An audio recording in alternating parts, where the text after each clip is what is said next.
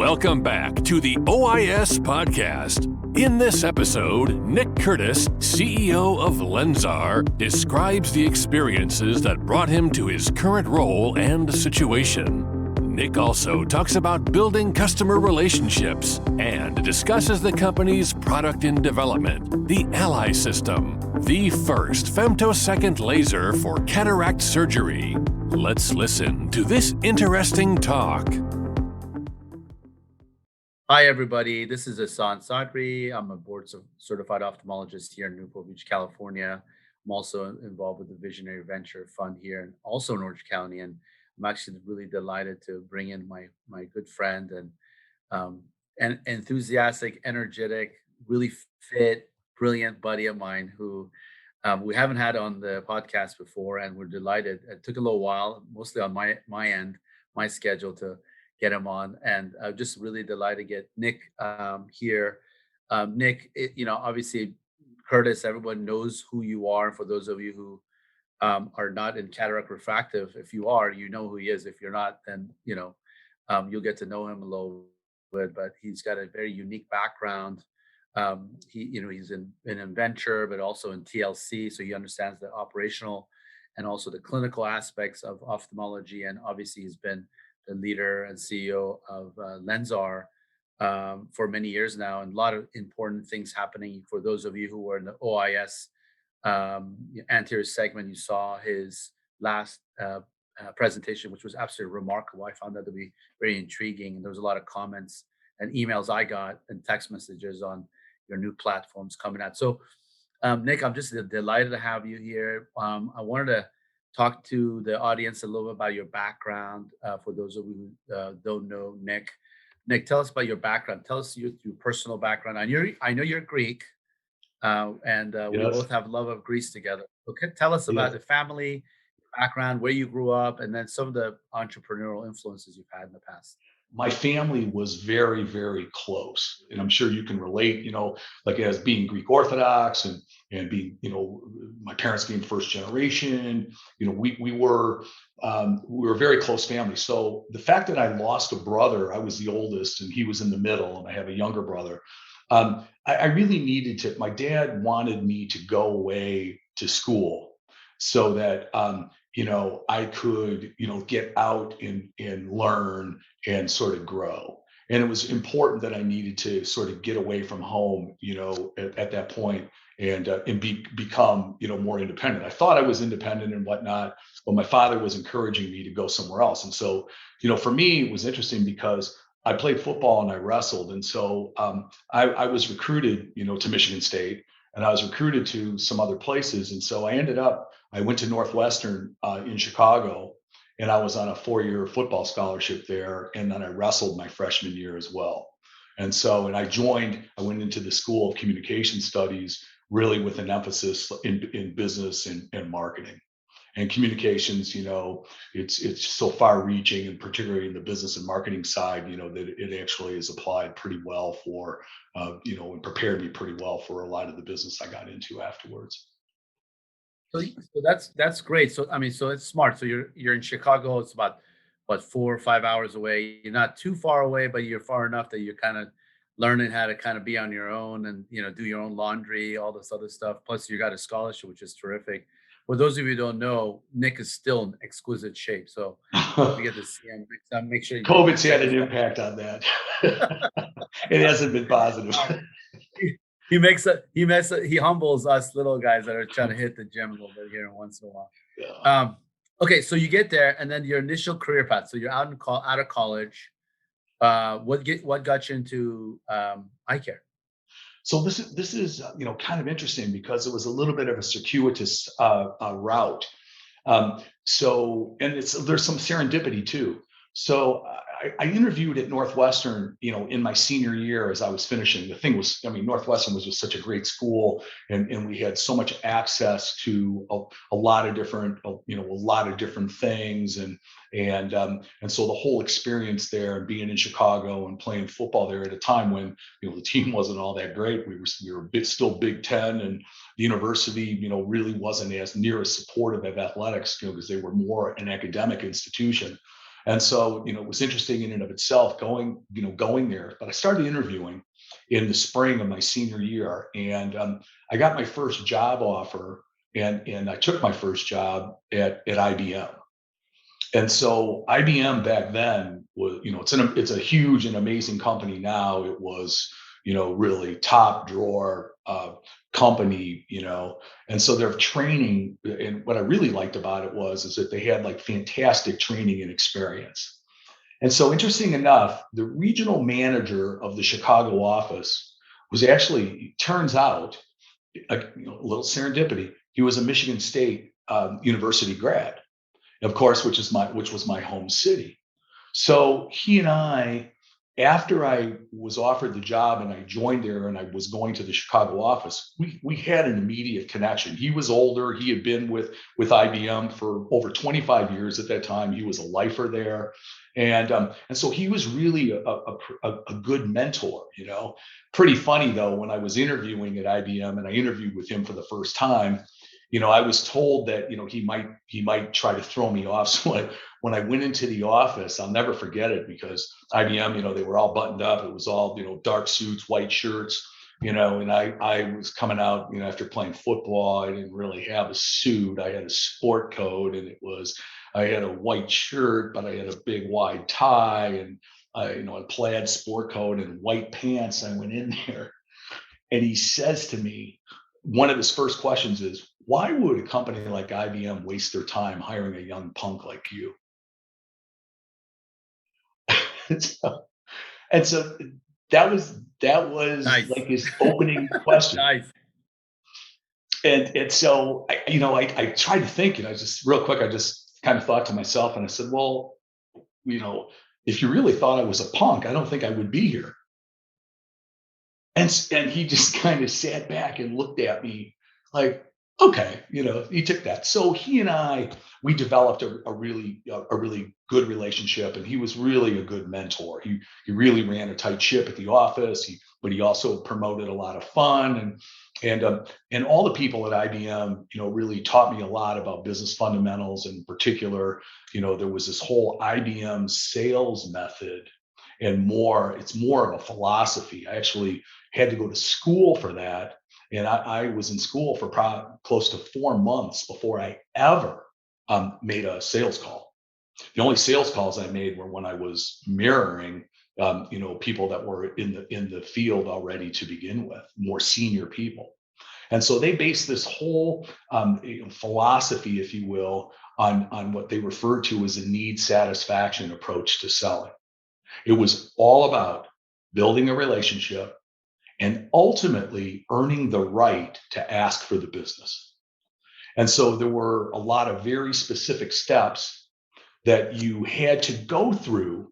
And it wasn't really something that you did consciously, at least not once you got going, but they believed that if you didn't, earn the right, then you didn't have the right to ask for the business, and subsequently you probably wouldn't get the business. And at the core, it was all about really building a relationship, and it was about integrity.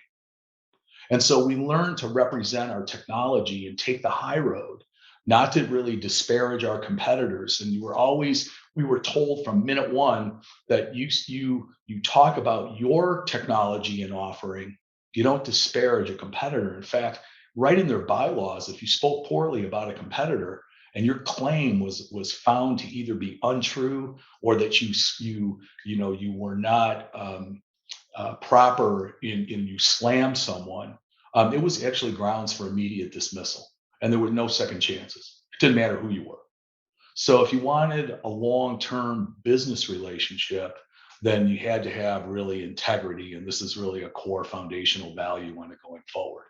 It's also based on need understanding and need development, and sort of earning the trust in order to kind of be a consultative person, consultative selling, and finally getting to the point where you can make a recommendation and match what you have in part of your offering to the customer needs.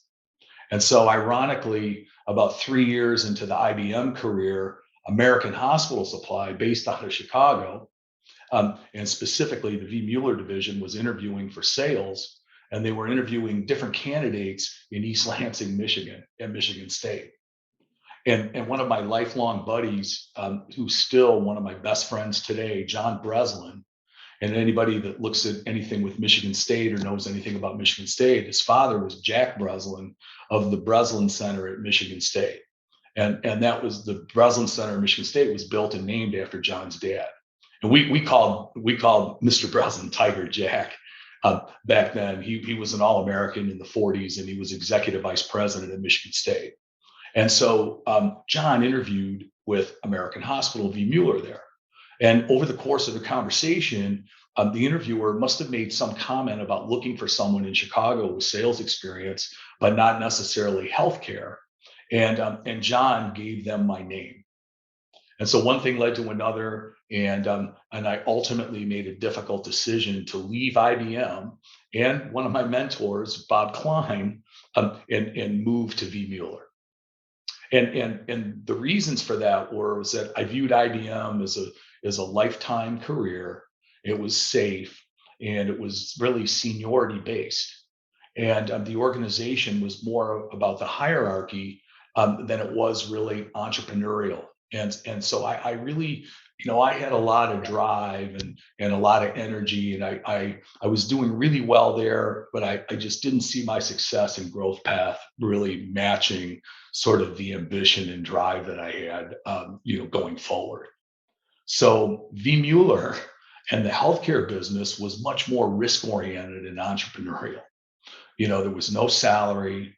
There were multiple products across like all surgical specialties. And so as a younger person coming out into sales, it was really intriguing to be able to go and watch all different kinds of surgeries and have an amazing catalog of products to be able to provide people. And I had a Chicago-based territory. And so, it was extremely competitive.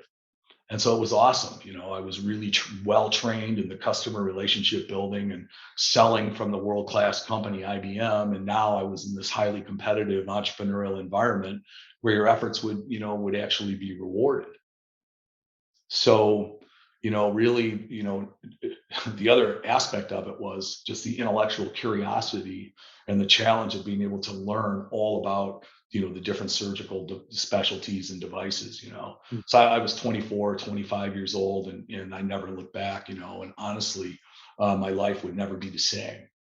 This is where I would shortly thereafter, meet Bill Link, Andy Corley, and others that would ultimately have a huge influence in my career and life. And So how did that happen? How did you end up meeting Bill and Andy? so I met Bill and Andy. So Bill was the head of the medical specialties group at American Hospital there.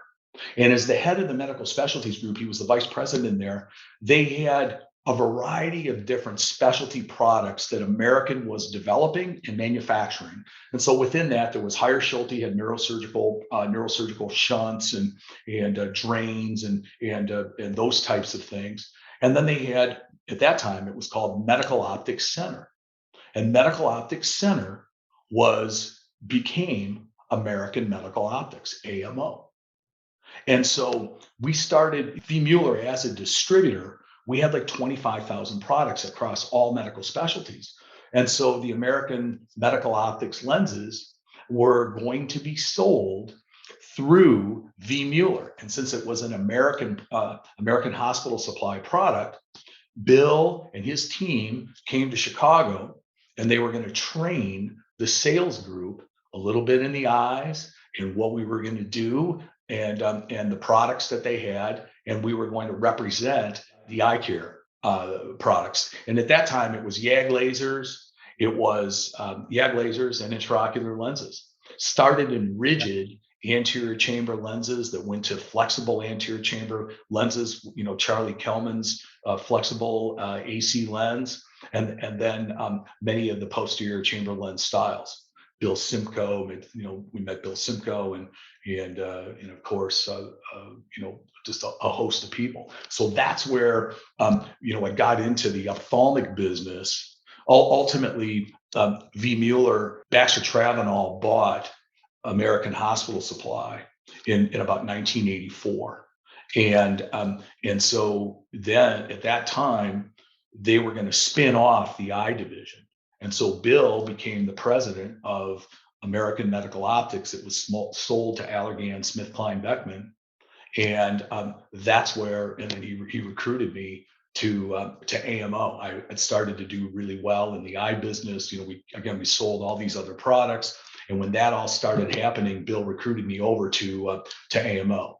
And Andy had joined around that same time, and so we were all together. He hired us, and that's where we met, and that's where the transition to purely ophthalmology began. Yeah, and it's funny because I had Bill Link here. He's a friend and a mentor, and it was fascinating because he told me the other side story of this whole how he went up, as he was going up. He was a Yes. junior guy, and I don't know if you get a chance to listen to this. Absolutely fascinating how they were doing retina, and then I guess the chairman of the group asked the group, "Hey, does anyone know about this intraocular lens?" That's how Yes. he described it. And he like waited and waited and waited. Nobody said anything, and he at the very end he raises his hand sheepishly. And he's like, "Yes, son." And then that was the beginning. He said, like, if I hadn't done that, who knows, if AMO wouldn't have existed, which is just fascinating, like how these little things occur, little what It's we call so intuition. it's so unbelievable because those little things in life at the time, you're not really, you don't really realize just how big they are, Yeah. and what kind of an influence they're going to have in your life, your whole life later. That's why I said, once I went over to V Mueller, I never looked back. Everything was just, full speed ahead forward. And the eye business was really exciting. I liked a lot of the different things that we were doing, but at the end of the day, the eye business was really starting to grow. I could see, even as young and inexperienced, that the technology was rapidly evolving.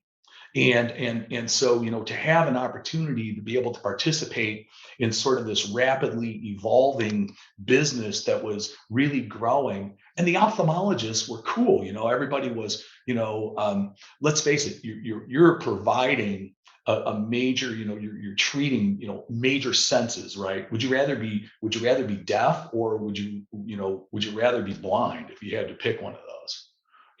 So Yeah. if you think about it, you're providing vision to patients. That's really exciting.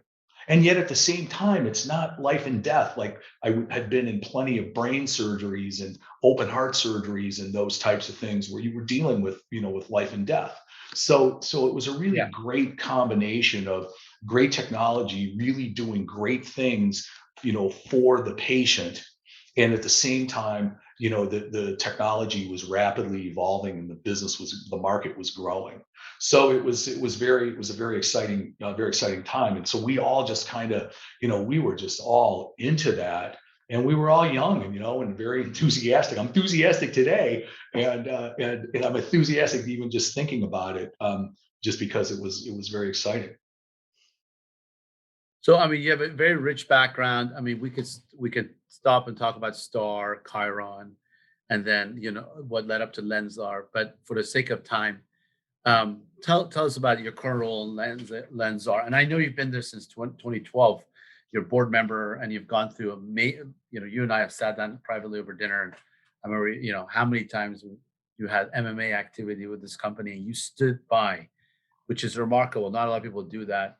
Tell us about your current role. What's exciting you about your current role, your technology? And again, maybe you want to talk to some extent about your newest sort of combo therapy that you have on Ally, Sure. but also some important lessons of what I call stick to itiveness, right? So there's get to itiveness and stick to itiveness. And that sounds like you're one of those guys that just hunkers down no matter what. And I love that. So tell us a little bit about that. Yeah, so there's a little bit of both. I really wanted to be in the treatment, side of the business. And so when I had the opportunity to go to Lensar, I came in as the chief commercial officer.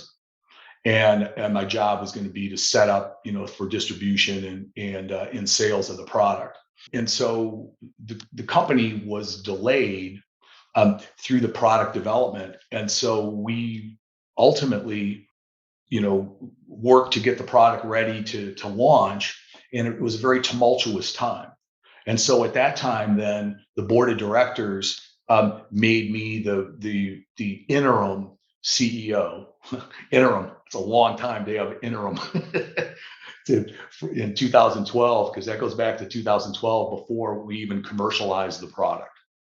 And so got the product to the marketplace, and certainly the company's been through a lot of ups and downs. And so we really, if I go back to my core things I mentioned earlier on, which is about the integrity and about being completely customer centric, customer focused, and really focused on meeting, real needs, and unmet needs. We really believe that we've evolved our current platform more than any of the other laser companies that are performing cataract surgery. And really, it starts with, we look at, can we improve efficiencies? Can we help the physician provide better medicine? Can we help them deliver on a better outcome?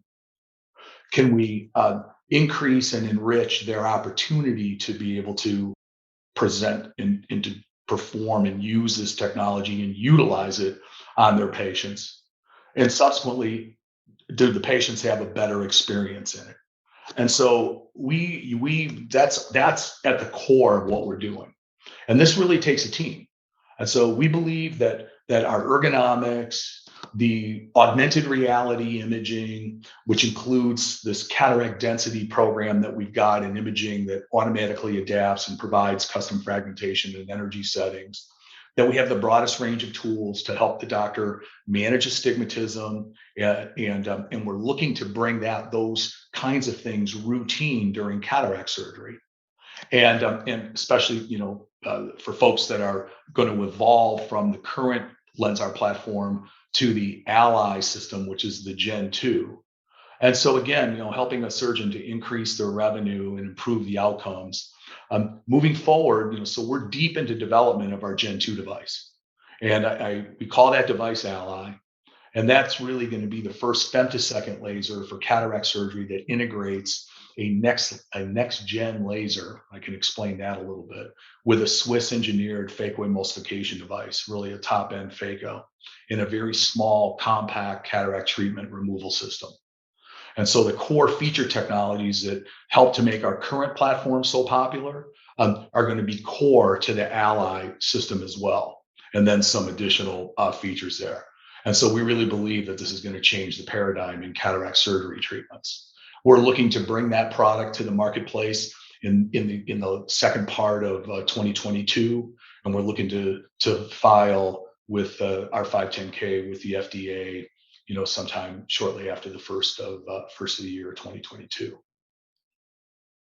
That's fascinating. I mean, for those of us ophthalmologists, answer your segment, refractive surgeons, that's just really exciting, because it's I would say, I'm part of the minority. I would say probably my personal practice, still we have about 50 to 70% of all comers probably still get femto of some kind, and it's one of our offerings. It's very popular with patients. So I'm glad that one of the things I was delighted to hear is you're spending more time sort of evolving that technology. And from, I would say, gosh, first box that I bought, you and I talked, like, we've had dinner at New Orleans, and I remember it in San Francisco, talking about how we should combine this. And it's just so that for you to have this now offering coming out right around the corner is just super exciting for people like me, but a lot of our colleagues. And we have nothing but just absolute support for you, and whatever you need us to support you, let us know, because I think it's really good, ultimately great for the patient. So Thank you. as we close up, because Yep. we have so much to talk about, right? So much more we can talk about, and I'd love to bring you back. Tell us some additional pearls that you may, we kind of wrap up by, like, you've had a really Yes. rich career, and if you notice, guys, he was talking about having mentors, and I'm sure he still has a lot of mentors today. Tell us a little bit about that. What does a young Nick Curtis have to do to become a slightly older but still good-looking Nick Curtis? So, really, you go teamwork. It sounds cliche, but it's 100% true. If it's not about the team, you can have the absolute best athlete, you can have the smartest engineer, you can have the best people selling, but at the end of the day, if the team is not functioning together, you're going to have limits to success or no success at all. And so, but teamwork, I cannot emphasize that enough. Number one. Number two, you have to surround yourself with good people, and you have to be willing to bring people and to work with people that might be smarter than you in several different ways, but you're bringing everybody together and you're bringing out those things in people. And so you have to have a good team with a diversity of skills and a diversity of ideas. And so obviously the stuff's not faint for the heart. So, the sense of commitment and focus. And I also believe that, the team has to share corporate values and commitment, integrity, integrity, and really being really customer focused. I don't like to talk about customer. For me, that customer is my partner, because without them, you don't exist. And so that's the other thing, you have to have open communication. You have to have the team. You have to have integrity. You want to encourage spirited discussion, but you also have to have a respect for different points of view. And as the leader, what your job is to do is to bring all of those things out. And at the end of the day, come up with an amalgamated plan that you believe you have your best opportunity, your best chance of succeeding, because it's meeting the needs, goes back to the very beginning, meeting the needs of the audience and your partners that you're going to be doing business with. And so you can't really be afraid of making a mistake. Oh my gosh, but the mistakes are not fatal unless you don't recognize them and you don't want to face up to it, and that you can't move on. And so you have to be able to move on with whatever change, and that is critical. Every day you got to learn something, and know your market, and look at your customer as a partner. Without them, you don't exist.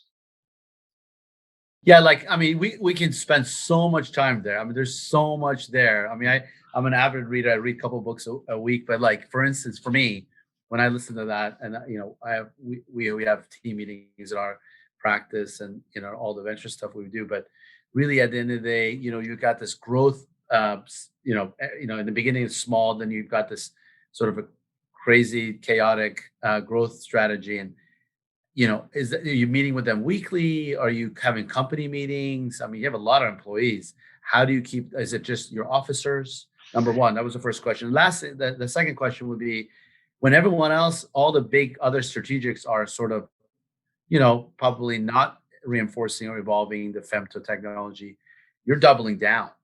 So what are you seeing that no one else is seeing? That's just fascinating. We'll wrap up with that. What do you think? I'll be crazy. I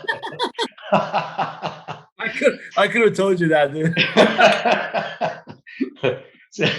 Too much football. I got into that too many times. You're going for it. I love it, man. You're going for it. I love it. We're going for it. No. All kidding aside, we're completely focused, and the reality is that the glass is half full.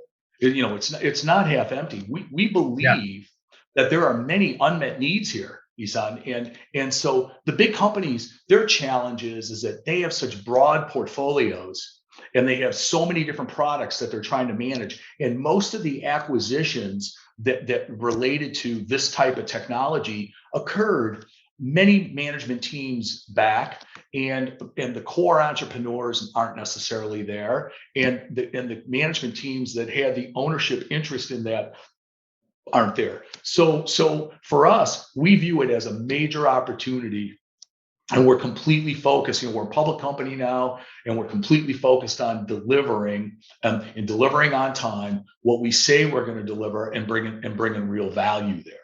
And that's going to, the company's going to continue to evolve, and hopefully we evolve into many other aspects as well. Not just this, but this will be the cornerstone with which to launch. I meet with our senior team, and I meet with the managers of the departments on a weekly basis. I have usually a quarterly update for the entire company. But as I get into the office, I like to kind of move around in the office and not just sit in my office, but get into some of the other departments and really see what people are doing and talk to them. And I get R&D updates, and I get updates on all the different things that we're doing, and I try to talk to everybody. Love it. I mean, like I said, I could be another hour with you, but we got to wrap up. And I'm gonna see you hopefully soon. We have a bunch of meetings coming up. I'll be in and out of Royal Hawaii, and if I catch you, that'd be Hey, great. we should get together there. Yeah, that'd be good. That'd be good. I look forward to it. I would love to talk to you about it. So again, wanted to thank you and wish you all the success in the world that you're doing, and you have, just unbelievable energy all these years. And I want to also thank Craig and the OIS guys for having the platform, for having you on today. So thanks a lot, brother. Thank you for listening.